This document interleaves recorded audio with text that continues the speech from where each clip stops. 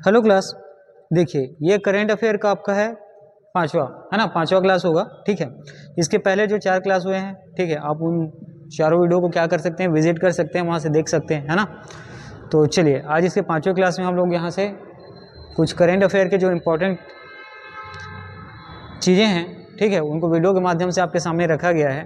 ठीक है, और ये जो सारी चीज़ें हैं, है ना, परीक्षा में संभावित है। ठीक है, आने वाले परीक्षा में इसके पूछे जाने की बहुत अत्यधिक संभावना है। ठीक है, जिसके कारण इन सब चीज़ों को आपके सामने रखा गया है। ठीक, तो करेंट अफेयर की अभी तक जितनी भी क्लासेस हुई हैं, आप सब उन क्लासों को देखें, है ना, साथ ही उनको नोट्स के माध्यम से, है ना, या ऐसे ही आप मौखिक रूप से अगर, ठीक है, काफ़ी लंबे समय तक याद कर सकते हैं तो उसको, ठीक है, वैसे ही याद रखें। बाकी जैसे भी आपको याद रखना है रखें, आपके पेपर में, है ना, अगर ऐसे क्वेश्चन आते हैं यहाँ से तो आपसे बनने चाहिए। ठीक, चलिए तो इसी क्रम में हम लोग करंट अफेयर क्लास में अब आगे बढ़ते हैं। ठीक है, तो इसके पहले की जो 5 क्लास हुई हैं आप उसको अच्छे से देखेंगे, 4 क्लासेस जो हुई हैं उसको अच्छे से देखेंगे। फिर ये आपका है आज का करंट अफेयर का 5वां क्लास। ठीक है, चलिए आगे बढ़ते हैं। देखिए यहाँ पे पहली चीज़ जो छत्तीसगढ़ विधानसभा से चुनाव से रिलेटेड है ना, अभी जो वर्तमान में 6वां विधानसभा चुनाव हुआ, ठीक, उस चीज़ के संबंध में देखिए मैंने पहले ही आपको वीडियो के माध्यम से ये बताया था कि हम लोग एक ही दिन में, है ना, या एक ही क्लास पूरा डेडिकेटेड विधानसभा चुनाव से संबंधित नहीं होगा। ठीक है, इसमें हम लोग, है ना, जितनी भी क्लासेस करंट अफेयर की आएंगी या आर्थिक सर्वेक्षण को एक ही, ऐसा नहीं है कि एक ही क्लास में पूरा आर्थिक सर्वेक्षण ही चलता रहे, क्योंकि प्रश्न यहाँ से क्या होते हैं, अप एंड डाउन होते रहते हैं। ठीक है, कभी ऐसा होता है कि आर्थिक सर्वेक्षण से बिल्कुल 4-5 प्रश्न पूछ दिया गया, कभी एक भी प्रश्न नहीं आया, ऐसा भी देखा जाएगा। तो ठीक है, इसी को ध्यान में रखते हुए हम लोग करंट अफेयर की क्लास में करंट भी वहाँ पे होगा, आर्थिक सर्वेक्षण भी शामिल होगा, कुछ ऐसी चीज़ें जो स्टेट क्वेश्चन में डायरेक्ट पूछ दी जाती हैं, है ना, उन सब चीज़ों को यहाँ पे शामिल भी किया गया है। साथ में विधानसभा संबंधित चीज़ों को शामिल किया गया है। कुछ ऐसी चीज़ें, है ना, जो खदान उदान से रिलेटेड होती हैं, उन सब चीज़ को अंतर्राष्ट्रीय स्तर पे देखिए क्रिकेट स्टेडियम को जो है प्रस्तावित है, IPL मैच के बारे में, उसी प्रकार वुमेन प्रीमियर लीग जो हो रहा है उससे संबंधित, और राष्ट्रपति पुरस्कार, इन सब चीज़ों को यहाँ पे शामिल किया गया है। और आपके वीडियो में ऐसा ही जितने भी आपके वीडियो अभी आएंगे 8-9 तारीख तक, ऐसे ही चीज़ों को क्या किया जाएगा, सभी चीज़ों को एक वीडियो के माध्यम से समराइज़ किया जाएगा। ठीक है, अलग अलग चीज़ों को उठा के एक स्थान पे लाया जाएगा, साथ ही किसी एक टॉपिक पर ही पर्टिकुलर जो क्वेश्चन बनते हैं, है ना, ऐसा क्लास नहीं होगा। ठीक है, तो क्लास में क्या हो जाएगा, सब अलग अलग टॉपिक को, है ना, एक वीडियो के माध्यम से मैक्सिमम उसके क्षेत्र को टच किया जाएगा जहाँ से क्वेश्चन आने की संभावना है। चलिए ठीक है, फिर आज की क्लास हम लोग अभी क्या करते हैं, चालू करते हैं। और आप सबसे पहले यहाँ पे देखें, छत्तीसगढ़ में जो विधानसभा चुनाव हुआ, आपको याद रखना है कि कौन से क्रम का था, तो 6वें क्रम का विधानसभा चुनाव हुआ। ठीक है, इसकी जब मतगणना हुई और इसमें जीत दर्ज किया गया भारतीय जनता पार्टी के द्वारा, ठीक है, तो उसके बाद जो शपथ ग्रहण समारोह होता है ना, उससे संबंधित चीज़ों को यहाँ पे हम लोग देखेंगे। ठीक है, तो छत्तीसगढ़ का जो 6वां विधानसभा, ठीक है, चुनाव हुआ, इसका जो शपथ ग्रहण समारोह है ये कौन सी तिथि को हुआ है, तो आपको याद रखना है 13 दिसंबर 2023 को। ठीक है, छत्तीसगढ़ में जो 6वां विधानसभा चुनाव होता है, इसके लिए जो शपथ ग्रहण करने का जो समारोह है ये आयोजित किया जाता है कौन सी तारीख को, तो 13 दिसंबर 2023 को। साथ में याद रखेंगे किस स्थान पे, तो साइंस कॉलेज मैदान रायपुर में। ठीक है, कहाँ, तो साइंस कॉलेज मैदान रायपुर में ये क्या होता है, आयोजित किया जाता है। तारीख है 13 दिसंबर 2023, और इसमें जो शामिल होते हैं याद रखेंगे, भारतीय प्रधानमंत्री नरेंद्र मोदी, साथ ही भारतीय गृह मंत्री अमित शाह जी।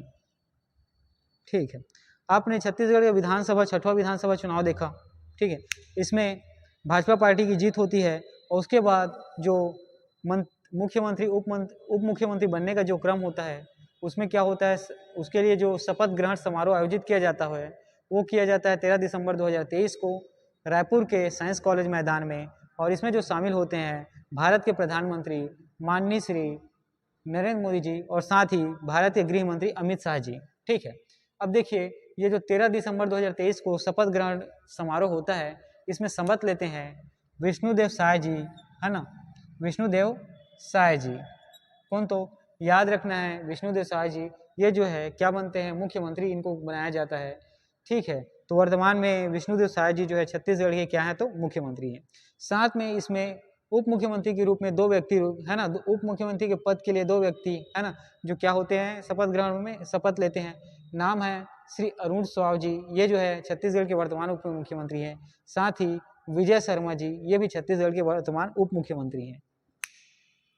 ठीक है, तो देखिए यहाँ पे जो विष्णुदेव साय जी है, ये जो है मुख्यमंत्री चुने गए, है ना। और उसके बाद उप मुख्यमंत्री पद के लिए 2 व्यक्ति के नाम है, अरुण साव और विजय शर्मा। ठीक, तो यहाँ पर जो 6वीं विधानसभा चुनाव का जो शपथ समारोह हुआ, उसके संबंध में हम लोगों ने यहाँ पे देखा क्या कि 13 दिसंबर 2023 को शपथ ग्रहण समारोह रखा गया साइंस कॉलेज मैदान रायपुर में। इसमें शामिल होते हैं भारत के प्रधानमंत्री नरेंद्र मोदी और गृह मंत्री अमित शाह जी। साथ ही यहाँ जो है मुख्यमंत्री बने, नाम है विष्णुदेव साय जी, और उप मुख्यमंत्री जो है अरुण साव और विजय शर्मा जी। इतनी बातों को आपको क्या करना है, याद रखना है। चलिए अब इसी कड़ी में आगे देखते हैं, है ना, कि यहाँ पे मैं कुछ पदाधिकारियों का नाम लिखा हुआ हूँ। ठीक है, जो राजनीतिक पदाधिकारी हैं उनके, साथ ही उनका जो विधानसभा क्षेत्र है वो किस क्षेत्र से चुनाव क्या करते हैं, लड़ते हैं, उसके बारे में। ठीक है, और साथ ही वर्तमान में इनके जो पद ग्रहण है ना, कौन से पद में ये हैं, ठीक है, कौन से राजनीतिक पद ये ग्रहण किए हैं, उसके बारे में। ठीक, तो देखिएगा, अब पहला नाम है विष्णुदेव साय जी। ये जो है छत्तीसगढ़ के वर्तमान क्या चुने गए हैं, तो मुख्यमंत्री ये बने हैं। और इनका जो विधानसभा जो क्षेत्र था, जिस क्षेत्र से चुनाव लड़ते थे, नाम है कुनकुरी। ठीक है, नाम है कुनकुरी। कहाँ, तो जसपुर। कौन से जिला में, तो जसपुर में। ठीक, उसी प्रकार जो डिप्टी सीएम उप मुख्यमंत्री, नाम है विजय शर्मा। इनका जो विधानसभा क्षेत्र है आपको याद रखना है कवर्धा कबीरधाम। ठीक है, दूसरा नाम आपको याद रखना है विजय शर्मा। ये जो है डिप्टी सीएम है, उप मुख्यमंत्री है, और इनका जो विधानसभा क्षेत्र है आपको याद रखना है कबीरधाम कवर्धा। उसी प्रकार अरुण साव जी, ये भी छत्तीसगढ़ के क्या है, उप मुख्यमंत्री हैं, और इनका जो विधानसभा क्षेत्र है याद रखना है आपको लोरमी। ठीक है, यहाँ पर जो अरुण साव जी को आपने देखा, वो जो है छत्तीसगढ़ के वर्तमान उप मुख्यमंत्री, सॉरी माफ करिएगा, हाँ ठीक है, नहीं सब सही था, अरुण साव जी है ना, ये जो है छत्तीसगढ़ के उप मुख्यमंत्री हैं वर्तमान में। इनका विधानसभा क्षेत्र जो है लोरमी है। और उसी प्रकार विजय शर्मा जी, ये छत्तीसगढ़ के वर्तमान में उप मुख्यमंत्री हैं, और इनका विधानसभा क्षेत्र है कवर्धा कबीरधाम। ठीक, चलिए अब इसी में आगे बढ़ते हैं और देखते हैं एक नाम, ठीक है, रमन सिंह के बारे में। याद रखेंगे रमन सिंह छत्तीसगढ़ के क्या थे, पूर्व मुख्यमंत्री थे। लगभग 3 बार ये इस पद पर क्या रहे, मुख्यमंत्री के पद पर ये आसीन रहे। तो रमन सिंह को जो है विधानसभा अध्यक्ष चुना गया है। ठीक है, रमन सिंह को क्या तो विधानसभा अध्यक्ष के पद पर है ना। रमन सिंह का जो राजनीतिक पद है उस पद का नाम है विधानसभा अध्यक्ष, और इनके जो विधानसभा चुनाव का क्षेत्र है वो है राजनांदगांव। ठीक है, रमन सिंह जो जिस क्षेत्र से चुनाव लड़ते हैं उस क्षेत्र का नाम है राजनांदगांव। उसी प्रकार आगे हम लोग बढ़ते हैं और देखते हैं रामविचार नेताम जी का नाम। क्या नाम है, तो रामविचार नेताम।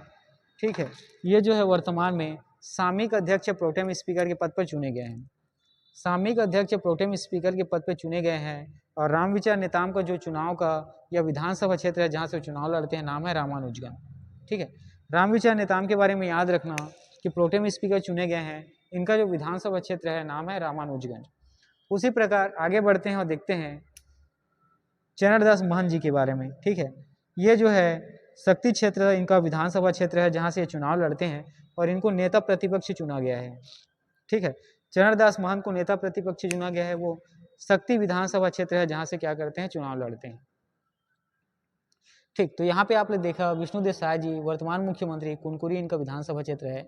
विजय शर्मा डिप्टी सीएम जी, ये कबीरधाम इनका विधानसभा क्षेत्र है। अरुण साव जी डिप्टी सीएम, लोरमी इनका विधानसभा क्षेत्र है।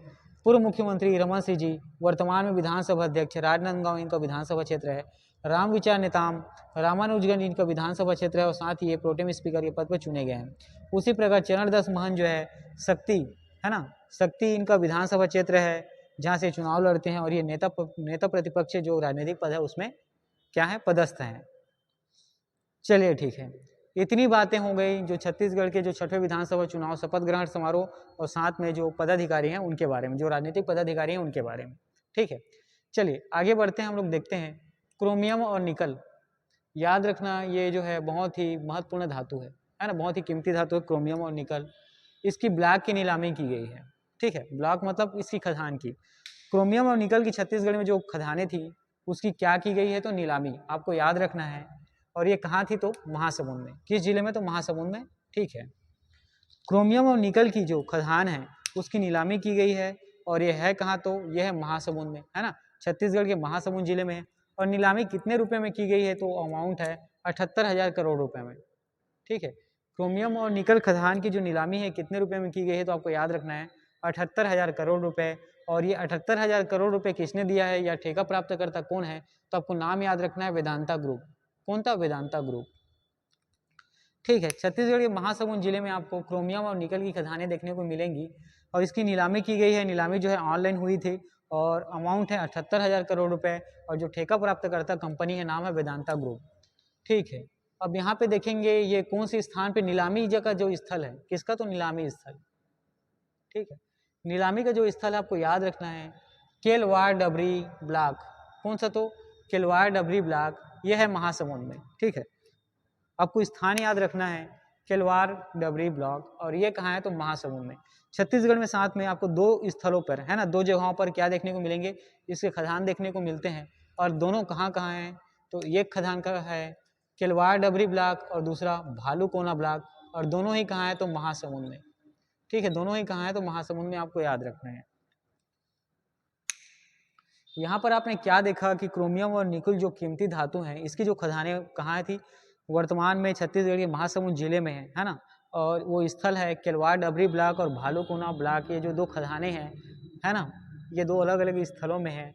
और इसके लिए जो नीलामी की गई थी उसके जो ठेका प्राप्त करता कंपनी का नाम है वेदांता ग्रुप। और कितनी राशि में आवंटित किया गया, तो 78,000 करोड़ राशि में आपको याद रखना है।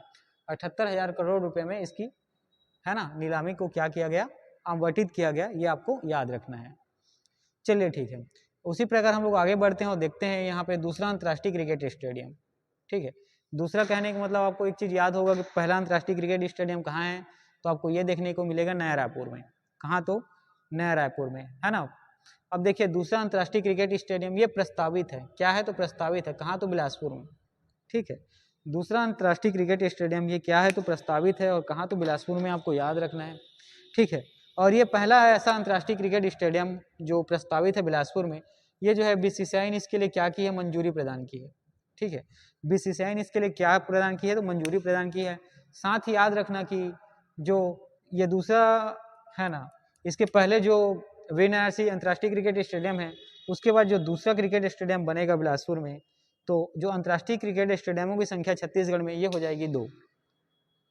ठीक है, देखिए जो दूसरा अंतर्राष्ट्रीय क्रिकेट स्टेडियम है प्रस्तावित है बिलासपुर में और इसके लिए मंजूरी मिली है किससे, तो बीसीसीआई से।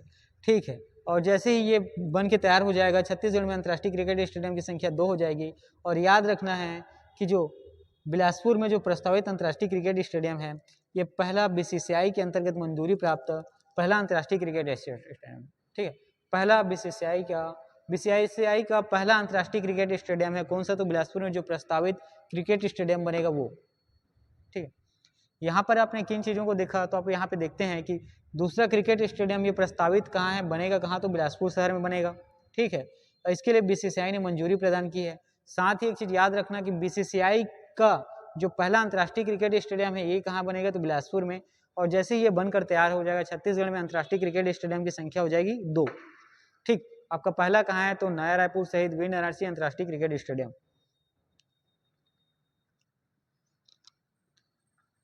चलिए है ना, कुछ परीक्षा उपयोगी जो तथ्य हैं उसके बारे में हम लोग आगे बढ़ते हैं इसी क्रम में। देखिएगा देउल केवटीन मंदिर ये कहाँ है, तो आपको याद रखना है पुजारी पाली रायगढ़ में। कहाँ? तो पुजारी पाली रायगढ़ में। उसी प्रकार सती मंदिर ये कहाँ है, तो चिरमिरी में। याद रखना है मनेन्द्रगढ़ चिरमिरी भरतपुर जिला। उसी प्रकार सती लेक ये कहाँ है, तो मड़वा महल भोरम देव कबीरधाम जिला। याद रखना है मिट्टी का पासा व जमीदोज बस्ती ये कहाँ मिला हमें, तो खारून नदी के तट पर जो तरी घाट है वहाँ, और ये है रायपुर जिले में। ठीक है, चलिए इसको एक बार फिर से देखते हैं कि देउल केवटीन मंदिर ये कहाँ है, तो आपको याद रखना है पुजारी पाली रायगढ़ जिले में। उसी प्रकार सती मंदिर ये है चिरमिरी भरतपुर चिरमिरी मनेन्द्रगढ़ चिरमिरी भरतपुर जिले में। उसी प्रकार जो सती लेक है ये आपको देखने को मिलेगा मड़वा महल भोरम देव कबीरधाम जिला में। और मिट्टी के पासा व जमींदोर बस्ती ये कहाँ है, तो एक खारून नदी के तट तरी घाट कहते हैं जिसको। कहाँ? तो रायपुर जिले में। चलिए ये बातें हो गई यहाँ तक। अब इसके बाद हम लोग आगे बढ़ते हैं और देखते हैं आईपीएल 2024 जो है इसमें छत्तीसगढ़ से जो रिटेन किए हुए खिलाड़ी हैं उनके बारे में। ठीक है, तो आईपीएल जो 2024 होगा आपको याद रखना है, ये एक 70वें क्रम का है। कौन सा 17वें, है ना, 16 के बाद जो 17 आता है उसी 17वें क्रम का है, ठीक है। तो यहाँ पे आपने क्या देखा कि आईपीएल 2024 जो होगा उसका क्रम है 17वें, ठीक है, 17वें क्रम का है। इसमें 3 खिलाड़ियों को रिटेन किया गया है। कितने खिलाड़ियों को? छत्तीसगढ़ के 3 खिलाड़ियों को याद रखना है, ठीक है। छत्तीसगढ़ के 3 खिलाड़ी को, उनका नाम है हरप्रीत सिंह भाटिया, किंग्स इलेवन पंजाब की टीम ने रिटेन किया है। शशांक सिंह किंग्स इलेवन पंजाब की टीम ने रिटेन किया है। और अजय मंडल, इनको चेन्नई सुपर किंग, है ना, चेन्नई सुपर किंग्स की टीम में शामिल किया गया है, ठीक है। तो 2024 में जो आईपीएल टीम है ना, जो आईपीएल टीम है उसे छत्तीसगढ़ से चयनित खिलाड़ियों के नाम यहाँ पर दिए गए हैं। 3 खिलाड़ी हैं। और जो आईपीएल 2024 होगा ये 17वें क्रम का क्या है, आईपीएल मैच आपको देखने को मिलेगा। इसमें हरप्रीत सिंह भाटिया का नाम याद रखना है, ये किंग्स इलेवन पंजाब की टीम से खेलेंगे। शशांक सिंह किंग्स इलेवन पंजाब की टीम से खेलेंगे। और अजय मंडल ये है चेन्नई सुपर किंग्स की टीम की तरफ से खेलेंगे। ये बातें हो गई इंडियन प्रीमियर लीग से संबंधित, है ना, आईपीएल में जो तो होगा उसके बारे में। उसके बाद है WPL, वुमेन प्रीमियर लीग, ठीक है। क्या? तो वुमेन प्रीमियर लीग 2024, इससे संबंधित अब हम लोग बातों को देखते हैं, ठीक है। इसको मान्यता दी गई है बीसीसीआई के द्वारा। और बीसीसीआई जो है 2024 में, है ना, जो WPL होगा उसमें 165 महिला क्रिकेटरों को क्या किया है, चयनित किया है, ठीक है। तो WPL 2024 के लिए बीसीसीआई के द्वारा 165 महिला क्रिकेटरों को इसके लिए क्या किया गया है, चयन किया गया है। साथ ही याद रखेंगे कि WPL 2024 जो है ये दूसरे संस्करण का, है ना, इस सत्र जो है दूसरा सत्र 2024 में आयोजित होगा, ठीक है। WPL 2024 से संबंधित चीज़ों के बारे में आपको याद रखना है कि जो 2024 में इसका दूसरा संस्करण क्या होगा, आयोजित होगा। 2024 में कौन सा? तो दूसरा संस्करण। और इसमें छत्तीसगढ़ के 2 महिला खिलाड़ियों को इसके लिए चुना गया है। आपको नाम याद रखना है मनप्रीत कौर और दुर्गेश नंदनी साहू, ठीक है। आपको नाम याद रखना है, एक नाम है मनप्रीत कौर और दूसरा नाम है दुर्गेश नंदनी साहू, ठीक। तो WPL 2024 में आपने देखा कि ये 2024 में जो मैच आयोजित किया जाएगा वो होगा दूसरे सत्र होगा इसका, है ना। और साथ ही इसमें छत्तीसगढ़ के 2 खिलाड़ियों को इसमें चुना गया है। एक नाम है महिला खिलाड़ी का नाम मनप्रीत कौर और दूसरी महिला खिलाड़ी का नाम है दुर्गेश नंदनी साहू। चलिए, ये हो गई पहले आईपीएल की बातें, फिर WPL की बातें। इसके बाद हम लोग देखते हैं पुरस्कार से संबंधित चीज़ों में, ठीक है। तो देखिए, राष्ट्रपति के द्वारा पुरस्कार प्रदान किया गया, ठीक है, वर्तमान राष्ट्रपति मुर्मू जी के द्वारा, है ना। तो देखिए, राष्ट्रपति पुरस्कार इस बार छत्तीसगढ़ को कौन से क्षेत्र में मिला है? तो आपको याद रखना है शिक्षा के क्षेत्र में उत्कृष्ट कार्य करने वाले को मिला है, ठीक है। राष्ट्रपति पुरस्कार जो है इस बार छत्तीसगढ़ को शिक्षा के क्षेत्र में उत्कृष्ट कार्य करने को मिला है ना। और ये मिला है ब्रिजेश पांडे जी को, याद रखना है। ये जो है प्राचार्य हैं स्वामी आत्मानंद स्कूल के, ठीक है। ये राष्ट्रपति पुरस्कार किसको मिला है? तो ब्रिजेश पांडे जी को, प्राचार्य हैं स्वामी आत्मानंद स्कूल के, शिक्षा के क्षेत्र में उत्कृष्ट कार्य करने के लिए। और ये इनको प्रदान किया गया 5 सितंबर 2023 को, ठीक है। राष्ट्रपति पुरस्कार उनको प्रदान किया गया 5 सितंबर 2023 को। याद रखेंगे 5 सितंबर को जो है शिक्षक दिवस मनाया जाता है, ठीक है। 5 सितंबर को आप याद रखेंगे शिक्षक दिवस मनाया जाता है। और इस दिन जो राष्ट्रपति पुरस्कार जो है 50, है ना, शिक्षा के क्षेत्र में जो राष्ट्रपति जो पुरस्कार दिया गया ये 50 शिक्षकों को दिया गया, जिनमें से ब्रिजेश पांडे छत्तीसगढ़ के इकलौते शिक्षक रहे, ठीक है। तो यहाँ पे आप लोगों ने देखा जो राष्ट्रपति पुरस्कार, है ना, हमारे राष्ट्रपति महामहिम द्रौपदी मुर्मू के द्वारा प्रदान किया गया। ये जो प्रदान किया गया शिक्षा के क्षेत्र में उत्कृष्ट कार्य करने वाले ब्रिजेश पांडे जी जो प्राचार्य हैं स्वामी आत्मानंद स्कूल के, और ये प्रदान किया गया 5 सितंबर 2023 को। 5 सितंबर को याद रखना है आपको, शिक्षक दिवस मनाया जाता है। और देश भर के 50 शिक्षकों में से हमारे छत्तीसगढ़ के एकमात्र शिक्षक रहे ब्रिजेश पांडे, जिनको ये पुरस्कार से क्या किया गया है, प्रदान किया गया है, नवाजा गया है। आज की क्लास में करंट अफेयर को हम लोग यहीं तक रखते हैं, ठीक है। इसके बाद आप नेक्स्ट वीडियो आएंगे, वहाँ से आप लोग कंटिन्यू करना, ठीक। तो इस आज के जो टोटल वीडियो मेरे ख्याल से 5 हो गया है, 5 को आप अच्छे से पढ़ें। मैक्सिमम चांसेस है कि 2 से 3 क्वेश्चन इन 5 वीडियो से आपको देखने को पेपर में मिलेंगे, है ना, चाहे वो PCS का एग्ज़ाम हो या आपको वनडे एग्ज़ाम जो आने वाले हैं वहाँ से, ठीक है। तो इसके बाद हम लोग इस वीडियो को ऐसे ही कंटिन्यू करते जाएंगे, ठीक है, एग्ज़ाम के आप लोगों को पहले तक। और उसके बाद फिर जो सामने में जो पेपर अभी आने वाले हैं प्रयोगशाला के परिचायक और प्रयोगशाला जो टेक्नीशियन का है ना, तो उन सब चीज़ों में भी जो करंट अफेयर के आपको पोर्शन आपको देखने को मिलेंगे। ठीक है, चलिए तो आज की क्लास हम लोग यहीं तक रखते हैं, आज की क्लास को यहीं करते हैं, इसके बाद जो आपका क्लास आएगा उसको आप वहाँ से कंटिन्यू करेंगे। ठीक।